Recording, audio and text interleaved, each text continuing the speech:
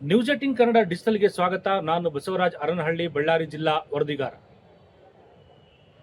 ಕನ್ನಡ ನಾಡು ನುಡಿ ವಿಚಾರದ ಸಂಶೋಧನೆಗಾಗಿ ಸ್ಥಾಪಕವಾಗಿರ್ತಕ್ಕಂಥ ಏಕೈಕ ಕನ್ನಡ ವಿಶ್ವವಿದ್ಯಾಲಯ ಪದೇ ಪದೇ ಆರ್ಥಿಕ ಮುಗ್ಗಟ್ಟಿಗೆ ಸಿಲುಕಿ ನರಳತಕ್ಕಂಥ ಪರಿಸ್ಥಿತಿ ನಿರ್ಮಾಣ ಆಗಿರ್ತಕ್ಕಂಥದ್ದು.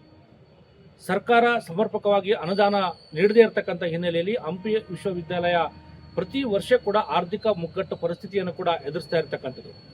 ಒಂದು ಕಡೆ ಸರ್ಕಾರದ ಅನುದಾನ ಸಮರ್ಪಕವಾಗಿ ಸಿಗದೇ ಇರತಕ್ಕಂಥದ್ದು, ಮತ್ತೊಂದು ಕಡೆ ಅಲ್ಲಿನ ಜೆಸ್ಕಾಂ ಇಲಾಖೆ ಕೂಡ ಹಂಪಿ ವಿಶ್ವವಿದ್ಯಾಲಯದ ಮೇಲೆ ಪದೇ ಪದೇ ನೋಟಿಸ್ಗಳನ್ನು ಕೂಡ ಜಾರಿ ಮಾಡ್ತಕ್ಕಂಥದ್ದು ಕೂಡ ಇದು ಒಂದು ರೀತಿಯಲ್ಲಿ ಹಂಪಿ ವಿಶ್ವವಿದ್ಯಾಲಯಕ್ಕೆ ಒಂದು ರೀತಿಯಲ್ಲಿ ಅಲ್ಲಿನ ಆಡಳಿತ ಮಂಡಳಿಯ ಒಂದು ಕೆಂಗಣಿ ಕೂಡ ಗುರಿಯಾಗಿರ್ತಕ್ಕಂಥದ್ದು. ಏಕೆಂತಂದ್ರೆ ಈಗಾಗಲೇ ಅಲ್ಲಿ ಸಾಕಷ್ಟು ವಿಶ್ವವಿದ್ಯಾಲಯ ಕಮಲಾಪುರದ ಪುರಸಭೆ ಕೂಡ ಸಾಕಷ್ಟು ತೆರಿಗೆಯನ್ನು ಕೂಡ ಬಾಕಿ ಉಳಿಸಿಕೊಂಡಿರ್ತಕ್ಕಂಥದ್ದು. ಯಾಕೆಂದರೆ ವಿಶ್ವವಿದ್ಯಾಲಯಕ್ಕೆ ಸರಿಯಾದಂಥ ಅನುದಾನ ಇರದೇ ಇರತಕ್ಕಂಥ ಹಿನ್ನೆಲೆಯಲ್ಲಿ ಈಗಾಗಲೇ ಕಳೆದ 15 ವರ್ಷಗಳಿಂದ ಸುಮಾರು 50 ಲಕ್ಷಕ್ಕೂ ಎಷ್ಟು ತೆರಿಗೆಯನ್ನು ಕೂಡ ಬಾಕಿ ಉಳಿಸಿಕೊಂಡಿರ್ತಕ್ಕಂಥದ್ದು. ಈಗಾಗಲೇ 50 ಲಕ್ಷ ತೆರಿಗೆ ಕೂಡ ಒಂದು ಪಾವತಿ ಮಾಡಿರ್ತಕ್ಕಂಥದ್ದು ವಿಶ್ವವಿದ್ಯಾಲಯ. ಮತ್ತೊಂದು ಕಡೆ ಇನ್ನೂ 12 ಲಕ್ಷ ರೂಪಾಯಿ ತೆರಿಗೆ ಬಾಕಿಯನ್ನು ಕೂಡ ಹಾಗೆ ಉಳಿಸಿಕೊಂಡಿರ್ತಕ್ಕಂಥದ್ದು.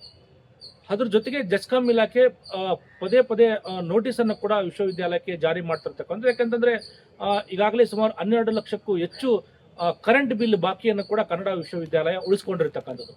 ಆರ್ಟ್ನಲ್ಲಿ ಅಲ್ಲಿನ ಅಧಿಕಾರಿಗಳು ವಿಶ್ವವಿದ್ಯಾಲಯಕ್ಕೆ ನೋಟಿಸ್ ಕೊಡೋದ್ರ ಮೂಲಕ ಬಿಲ್ಲನ್ನು ಪಾವತಿ ಮಾಡಬೇಕು ಅನ್ನೋ ನಿಟ್ಟಿನಲ್ಲಿ ಕೂಡ ನೋಟಿಸ್ ಕೂಡ ಪದೇ ಪದೇ ನೀಡ್ತಾ ಇರತಕ್ಕಂಥದ್ದು. ಮತ್ತೊಂದು ಕಡೆ ಒಂದು ದಿನ ಹಂಪಿ ಕನ್ನಡ ವಿಶ್ವವಿದ್ಯಾಲಯದ ವಿದ್ಯುತ್ ಅಂದರೆ ಸಂಪರ್ಕ ಕೂಡ ಕಡಿತಗೊಳಿಸಿರ್ತಕ್ಕಂಥ ಉದಾಹರಣೆಗಳು ಕೂಡ ಇರ್ತಕ್ಕಂಥದ್ದು. ಇದು ವಿಶ್ವವಿದ್ಯಾಲಯದ ಮೇಲೆ ಮತ್ತು ಅದ್ರ ಜೊತೆಗೆ ಅಲ್ಲಿನ ಅಭ್ಯಾಸ ಮಾಡ್ತಕ್ಕಂಥ ಸಂಶೋಧನಾ ವಿದ್ಯಾರ್ಥಿಗಳ ಮೇಲೆ ಸಾಕಷ್ಟು ಪರಿಣಾಮ ಕೂಡ ಬೀರ್ತಕ್ಕಂಥದ್ದು ಕೂಡ. ಯಾಕೆಂತಂದರೆ ಸರ್ಕಾರ ಇಡೀ ವಿಶ್ವವಿದ್ಯಾಲಯ ಆರಂಭವಾದಾಗಿಂದ ಕೂಡ ಸರಿಯಾದಂಥ ಸಮರ್ಪಕ ಅನುದಾನವನ್ನು ಕೂಡ ಇದುವರೆಗೆ ಸರ್ಕಾರ ಬಿಡುಗಡೆ ಮಾಡ್ತಾ ಇಲ್ಲ. ಅಲ್ಲಿನ ಬೋಧಕೇತರ ಸಿಬ್ಬಂದಿಗಳಿಗೆ ಸರಿಯಾದ ವೇತನ ಕೂಡ ಸಿಗದೇ ಇರತಕ್ಕಂಥ ಪರಿಸ್ಥಿತಿ ಕೂಡ ನಿರ್ಮಾಣ ಆಗಿರ್ತಕ್ಕಂಥದ್ದು. ವಿಶ್ವವಿದ್ಯಾಲಯ ಸಂಶೋಧನಾ ವಿದ್ಯಾರ್ಥಿಗಳಿಂದ ಬರ್ತಕ್ಕಂಥ ಶುಲ್ಕದಿಂದನೇ ವಿಶ್ವವಿದ್ಯಾಲಯ ನಡೀಬೇಕಾದಂಥ ಅನಿವಾರ್ಯತೆ ಕೂಡ ಒದಗಿ ಬಂದಿರತಕ್ಕಂಥದ್ದು. ಸಾಕಷ್ಟು ಬಾರಿ ಸರ್ಕಾರಗಳು ಬದಲಾಗ್ತಾ ಇದ್ದಾವೆ, ಆದರೆ ಹಂಪಿ ಕನ್ನಡ ವಿಶ್ವವಿದ್ಯಾಲಯಕ್ಕೆ ಇದುವರೆಗೂ ಕೂಡ ಸಿಗಬೇಕಾದಂಥ ಅನುದಾನ ಕೂಡ ಸರಿಯಾಗಿ ಕೂಡ ಸಿಗುತ್ತಾ ಇಲ್ಲ. ವಿಶ್ವವಿದ್ಯಾಲಯ ವರ್ಷಕ್ಕೆ ಬೇಕಾದಂಥ ತನ್ನ ಬೇಡಿಕೆ ಪಟ್ಟಿಯನ್ನು ಕೂಡ ಸರ್ಕಾರಕ್ಕೆ ಉನ್ನತ ಶಿಕ್ಷಣ ಇಲಾಖೆಗೆ ಪ್ರತಿ ವರ್ಷ ಕಳಿಸಿದ್ರು ಕೂಡ, ಪ್ರಸ್ತಾವನೆಯನ್ನು ಕಳಿಸಿದ್ರು ಕೂಡ, ಆದರೆ ಸಮರ್ಪಕವಾದಂಥ ಅನುದಾನ ಕೂಡ ವಿಶ್ವವಿದ್ಯಾಲಯಕ್ಕೆ ಕೂಡ ಸಿಗ್ತಾ ಇಲ್ಲ. ಬಜೆಟಲ್ಲಿ ಕೂಡ ವಿಶ್ವವಿದ್ಯಾಲಯಕ್ಕೆ ಅನುದಾನವನ್ನು ಕೂಡ ಘೋಷಣೆ ಕೂಡ ಮಾಡ್ತಾ ಇಲ್ಲ. ಇದರಿಂದಾಗಿ ಆರ್ಥಿಕ ಮುಗ್ಗಟ್ಟು ಪರಿಸ್ಥಿತಿಯನ್ನು ಕೂಡ ವಿಶ್ವವಿದ್ಯಾಲಯ ಪ್ರತಿ ವರ್ಷ ಕೂಡ ಅನುಭವಿಸ್ತಿರ್ತಕ್ಕಂಥದ್ದು. ಅಲ್ಲಿರ್ತಕ್ಕಂಥ ಕುಲಪತಿಗಳು ಸರ್ಕಾರಕ್ಕೆ ಮೇಲಿಂದ ಮೇಲೆ ಪತ್ರವನ್ನು ಕೂಡ ಬರಿತಾ ಇದ್ರು ಕೂಡ ಇದುವರೆಗೆ ಸರ್ಕಾರ ಅನುದಾನ ಕೂಡ ಬಿಡುಗಡೆ ಮಾಡ್ತಾ ಇಲ್ಲ. ಸರ್ಕಾರ ಅನುದಾನ ಬಿಡುಗಡೆ ಮಾಡದೇ ಇರತಕ್ಕಂಥ ಹಿನ್ನೆಲೆಯಲ್ಲಿ ಅಲ್ಲಿ ಈ ರೀತಿಯಾದಂಥ ಅದು ಕರೆಂಟ್ ಬಿಲ್ ಆಗಿರ್ಬೋದು, ಜೊತೆಗೆ ವಿಶ್ವವಿದ್ಯಾಲಯದ ತೆರಿಗೆ ಆಗಿರ್ಬೋದು, ತೆರಿಗೆಯನ್ನು ಕಟ್ಟದೇ ಇರತಕ್ಕಂಥ ಪರಿಸ್ಥಿತಿ ಕೂಡ ವಿಶ್ವವಿದ್ಯಾಲಯಕ್ಕೆ ನಿರ್ಮಾಣ ಆಗಿರ್ತಕ್ಕಂಥದ್ದು. ಮತ್ತೊಂದು ಕಡೆ ಸುಮಾರು 800 ಎಕರೆ ವಿಶಾಲ ವ್ಯಾಪ್ತಿಯಲ್ಲಿರ್ತಕ್ಕಂಥ ಹಂಪಿ ಕನ್ನಡ ವಿಶ್ವವಿದ್ಯಾಲಯ ಸುಮಾರು 7 ಎಕರೆ ಭೂಮಿಯನ್ನು ಕೂಡ ಹಿಂದೆ ಜೆಸ್ಕಾಂ ಇಲಾಖೆ ಕೂಡ ಉಚಿತವಾಗಿ ಕೂಡ ಕೊಟ್ಟಿರ್ತಕ್ಕಂಥದ್ದು. ಆದರೆ ಆ ಸಂದರ್ಭದಲ್ಲಿ ಯಾವುದೇ ರೀತಿಯಾದಂಥ ಒಂದು ಕರಾರು ಪತ್ರವನ್ನು ಕೂಡ ಇದುವರೆಗೆ 2 ಇಲಾಖೆ, ವಿಶ್ವವಿದ್ಯಾಲಯ ಮತ್ತು ಜೆಸ್ಕಾಂ ಇಲಾಖೆ ಮಾಡಿಕೊಂಡಿಲ್ಲ. ಆದರೆ ಆ ನಿಟ್ಟಿನಲ್ಲಿ ಕೂಡ ಹಿಂದೆ 7 ಎಕರೆ ಭೂಮಿ ಕೊಟ್ಟಂಥ ಸಂದರ್ಭದಲ್ಲಿ ಕೂಡ ವಿಶ್ವವಿದ್ಯಾಲಯಕ್ಕೆ ಉಚಿತವಾಗಿ ವಿದ್ಯುತ್ ಸಂಪರ್ಕ ಕೊಡ್ತೀವಿ ಅನ್ನೋದು ಕೂಡ ಜೆಸ್ಕಾಂ ಇಲಾಖೆ ಕೂಡ ಹೇಳಿತ್ತು.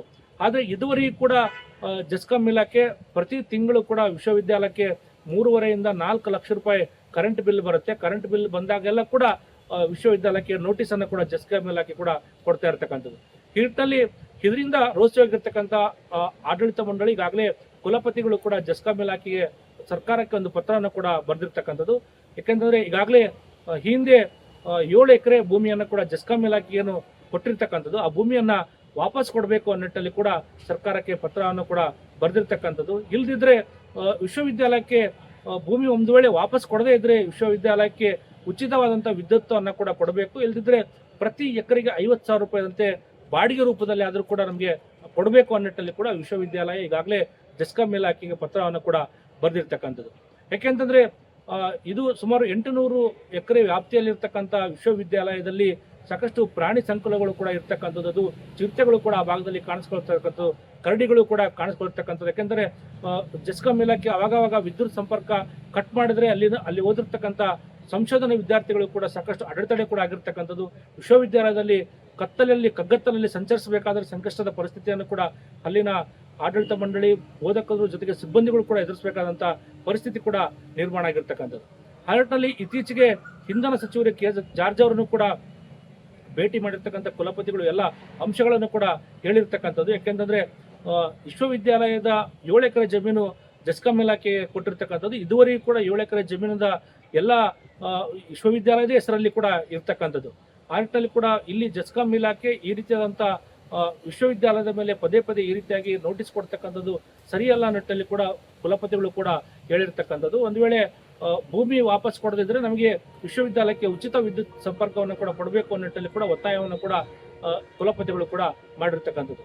ಒಟ್ಟಲ್ಲಿ ಪ್ರತಿ ವರ್ಷ ಕೂಡ ಈ ರೀತಿಯಾದಂಥ ಆರ್ಥಿಕ ಮುಗ್ಗಟ್ಟು ಪರಿಸ್ಥಿತಿಯನ್ನು ಕೂಡ ವಿಶ್ವವಿದ್ಯಾಲಯ ಕೂಡ ಎದುರಿಸ್ತಕ್ಕಂಥದ್ದು. ಒಂದು ಬೋಧಕೇತರ ಸಿಬ್ಬಂದಿಗಳಿಗೂ ಕೂಡ ವೇತನ ಕೊಡದಾರಂಥ ಪರಿಸ್ಥಿತಿ ಕೂಡ ವಿಶ್ವವಿದ್ಯಾಲಯಕ್ಕಿದ್ರೆ, ಮತ್ತೊಂದು ಕಡೆ ಕರೆಂಟ್ ಬಿಲ್ ಕಟ್ಟಲಾರದಂಥ ಪರಿಸ್ಥಿತಿ ಕೂಡ ವಿಶ್ವವಿದ್ಯಾಲಯಕ್ಕೆ ನಿರ್ಮಾಣ ಆಗಿರ್ತಕ್ಕಂಥದ್ದು. ಅದರ ಜೊತೆಗೆ ಆಸ್ತಿ ತೆರಿಗೆ ಕೂಡ ಕಟ್ಟಲಾರದಂಥ ಪರಿಸ್ಥಿತಿ ವಿಶ್ವವಿದ್ಯಾಲಯಕ್ಕೆ ನಿರ್ಮಾಣ ಆಗಿರ್ತಕ್ಕಂಥದ್ದು. ನಿಟ್ಟಿನಲ್ಲಿ ರಾಜ್ಯ ಸರ್ಕಾರ ಅಂದರೆ ಕನ್ನಡ ನಾಡು ನುಡಿ ವಿಚಾರಕ್ಕೆ ಸ್ಥಾಪನೆ ಆಗಿರ್ತಕ್ಕಂಥ ಏಕೈಕ ಕನ್ನಡ ವಿಶ್ವವಿದ್ಯಾಲಯವನ್ನು ರಾಜ್ಯ ಸರ್ಕಾರ ಎಷ್ಟರ ಮಟ್ಟಿಗೆ ನಿರ್ಲಕ್ಷ್ಯ ವಹಿಸ್ತಾ ಇದೆ ಅನ್ನೋದು ಕೂಡ ಇದಕ್ಕೆ ಒಂದು ಉದಾಹರಣೆ.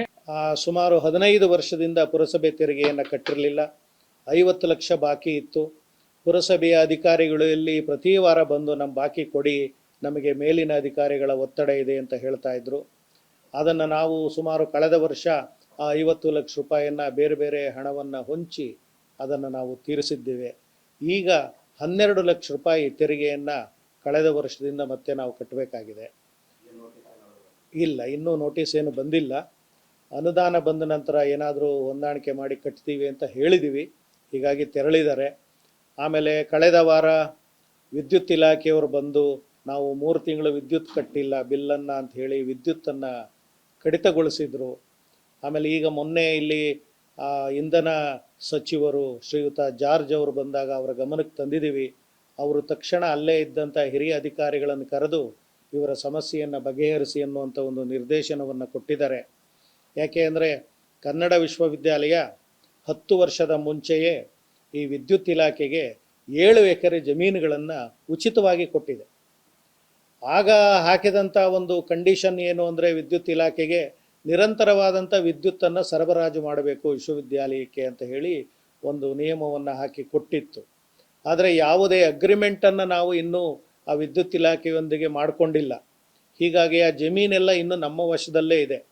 ನಾವು ಈಗ ಸರ್ಕಾರಕ್ಕೆ ಮತ್ತು ಆ ಇಂಧನ ಇಲಾಖೆ ಸಚಿವರಿಗೆ ಮತ್ತು ಆ ಇಲಾಖೆ ಅಧಿಕಾರಿಗಳಿಗೆ ಏನು ಮನವಿ ಮಾಡಿಕೊಳ್ಳೋದು ಅಂದರೆ, ಆ 7 ಎಕರೆ ಜಮೀನಿಗೆ ನಮಗೆ ತಿಂಗಳಿಗೆ ಕನಿಷ್ಠ 1 ಎಕರೆಗೆ 50,000 ರೂಪಾಯಿ ಆದರೂ ನಮಗೆ ನೀವು ಬಾಡಿಗೆ ಅಂತ ಕೊಟ್ಟರೆ ಆ ವಿದ್ಯುತ್ ಬಿಲ್ಲನ್ನು ಕಟ್ಟೋದಕ್ಕೆ ಕನ್ನಡ ವಿಶ್ವವಿದ್ಯಾಲಯ ಸಬಲ ಆಗುತ್ತೆ.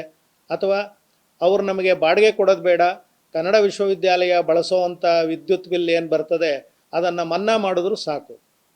ಹಾಗಾದರೂ ಕೂಡ ತೊಂದರೆ ಇಲ್ಲ. ಯಾಕೆಂದರೆ ಇವತ್ತು ಈ ವಿಶ್ವವಿದ್ಯಾಲಯದ ಈ ಜಾಗ ಬಹಳ ದುಬಾರಿಯಾದಂಥ ಜಾಗ. ಅಂಥದ್ರಲ್ಲೂ ನಾವು 7 ಎಕರೆ ಜಮೀನನ್ನು ವಿದ್ಯುತ್ ಇಲಾಖೆಗೆ ಕೊಟ್ಟಿದ್ದೇವೆ. ಹೀಗಾಗಿ ವಿದ್ಯುತ್ ಇಲಾಖೆ ದೊಡ್ಡ ಮನಸ್ಸು ಮಾಡಿ ನಾವು ಕೊಟ್ಟಿರುವಂಥ ಜಾಗಕ್ಕೆ ಬದಲಿಯಾಗಿ ನಮ್ಮ ವಿದ್ಯುತ್ ಬಿಲ್ಲಿನ ಸಮಸ್ಯೆಯನ್ನು ಬಗೆಹರಿಸಿದ್ರೆ ನಿಜವಾಗಲೂ ಕೂಡ ಕನ್ನಡ ವಿಶ್ವವಿದ್ಯಾಲಯಕ್ಕೆ ಒಂದು ದೊಡ್ಡ ಉಪಕಾರವನ್ನು ಮಾಡಿದಾಗೆ ಆಗುತ್ತೆ. ರಾಜ್ಯ ಸರ್ಕಾರ ಉನ್ನತ ಶಿಕ್ಷಣ ಇಲಾಖೆಯ ಬಗ್ಗೆ ಗಂಭೀರವಾದಂಥ ಚಿಂತನೆ ಮಾಡ್ತಕ್ಕಂಥ ಅವಶ್ಯಕತೆ ಕೂಡ ಇರತಕ್ಕಂಥದ್ದು. ಕನ್ನಡ ವಿಶ್ವವಿದ್ಯಾಲಯಕ್ಕೆ ಬೇಕಾದಂಥ ಅಗತ್ಯ ಅನುದಾನವನ್ನು ಬಿಡುಗಡೆ ಮಾಡೋದ್ರ ಮೂಲಕ ಕನ್ನಡ ನಾಡು ನುಡಿ ವಿಚಾರಕ್ಕಾಗಿ ಸಂಶೋಧನೆಗಾಗಿ ಸ್ಥಾಪಿಸಿರ್ತಕ್ಕಂಥ ವಿಶ್ವವಿದ್ಯಾಲಯ ಆರ್ಥಿಕ ಮುಗ್ಗಟ್ಟಲ್ಲಿ ಏನು ಸಿಲುಕೊಂಡಿದೆ, ಆ ವಿಶ್ವವಿದ್ಯಾಲಯದ ನೆರವಿಗೆ ರಾಜ್ಯ ಸರ್ಕಾರ ಬರಬೇಕು ಅನ್ನೋದು ಕೂಡ ಎಲ್ಲರ ಒತ್ತಾಯ ಆಗಿರ್ತಕ್ಕಂಥದ್ದು. ನಿರ್ಭೀತ, ನಿಷ್ಪಕ್ಷಪಾತ, ವಿಶ್ವಾಸಾರ್ಹ ಸುದ್ದಿಗಳಿಗೆ ಹೆಸರಾಗಿರುವ ನ್ಯೂಸ್ 18 ಕನ್ನಡ ಈಗ ಆಪ್ನಲ್ಲೂ ಲಭ್ಯವಿದೆ. ದಯವಿಟ್ಟು ಇಲ್ಲಿರುವ QR ಕೋಡ್ನ ಸ್ಕ್ಯಾನ್ ಮಾಡಿಕೊಂಡು ಆಪ್ ಡೌನ್ಲೋಡ್ ಮಾಡೋದಕ್ಕೆ ಮರಿಬೇಡಿ. ನಿಮ್ಮ ಬೆಂಬಲ ಹೀಗೆ ಸದಾ ನಮ್ಮೊಂದಿಗಿರಲಿ. ಧನ್ಯವಾದ.